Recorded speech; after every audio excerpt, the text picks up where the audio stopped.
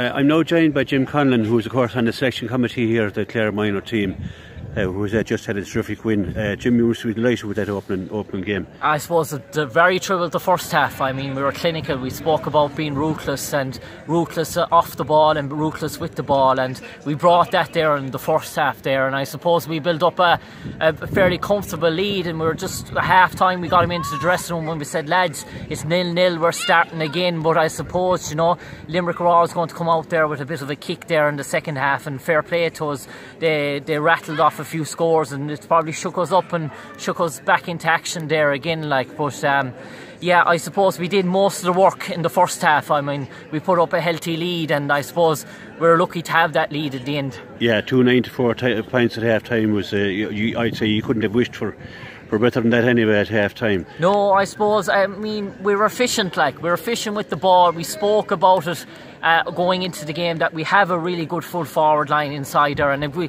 fast early ball, if we use them inside, give them the quick delivery, that they will, we're very confident that they're as good as what's up there, like. And the ball was coming in, it was coming in quick and fast, and we were getting those one-on-one matchups inside, and that's what we're aiming for, like, you know. And for going into the game was to get the fast early ball into the full forward line, and then they had the confidence to take on and beat their man. And I don't know what Shane scored or what came off him anyway, but listen, he was on fire there tonight, and when you have forwards like Shane and Mark that are on song, like, they're as good as anything that's what's out there. Yeah, absolutely. I think it was I think they scored 3-10 between them in the full forward line. There was serious going, like. There was some return. Killian is centre back in it.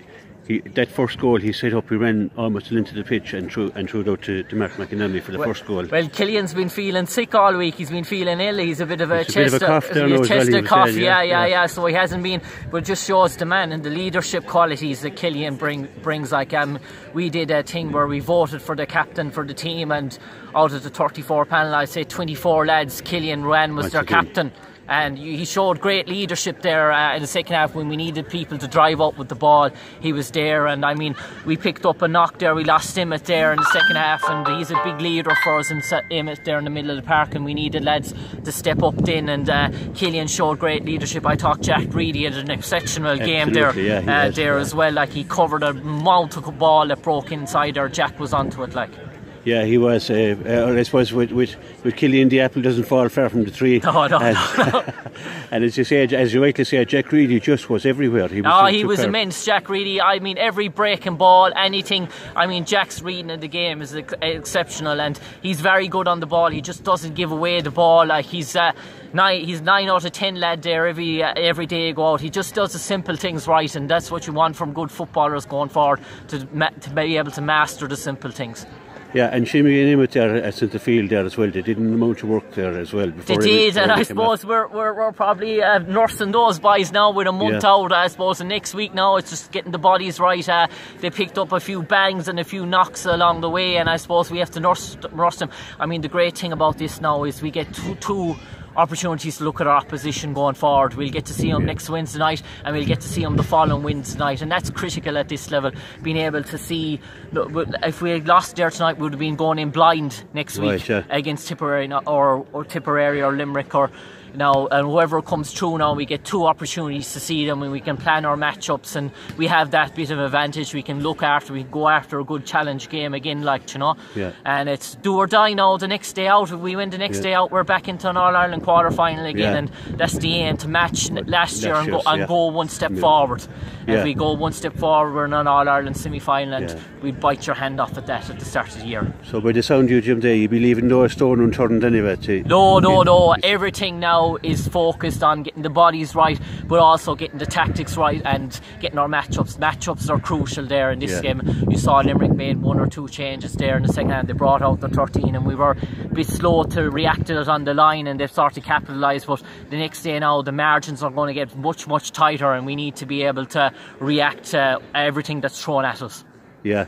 Well, Jim, I'd never thought I'd be interviewing you actually, but because we're both in the same same station. But it's great to you know, you brought a great level of professionalism, if that's not the right word, maybe. But I could see you're working there, what you were trying to achieve, and you could see what the moves that they were practiced on the field, like those two, especially those 2 goals that Mark got, they came off the... I suppose we have 16 and 17-year-olds, and you just don't know how they're going to perform on the day. You can prepare and you can practice, and you can go through so much challenge of match. But for a lot of them there now, they're the first time playing in front of 500-600 people in a packed Cusick Park. There's going to be a bit of nerves, but I thought that didn't show in the first half, and I'm really proud of them in that regards, that they didn't play. They took the occasion. It was like them. They adjusted to it.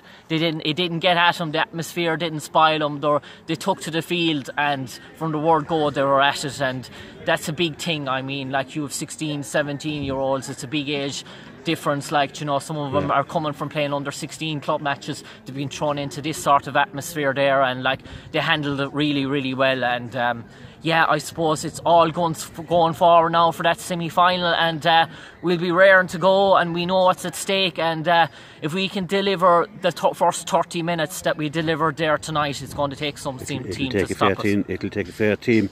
Jim, I'm very confident going on to the next round after what I've seen here tonight. I'm delighted going home now this evening after seeing a display like that from a Clare team, and I know you have to take a lot of the credit for the hard work you've done. So congratulations, and let's go. Thanks, Sam. It's a cold evening. You probably want to get in there with the lads and thanks a million. And shake a few more hands. Thanks. Jim, thanks for a million for talking to us. No problem, to us. Nicholas. No thanks, problem. Jim.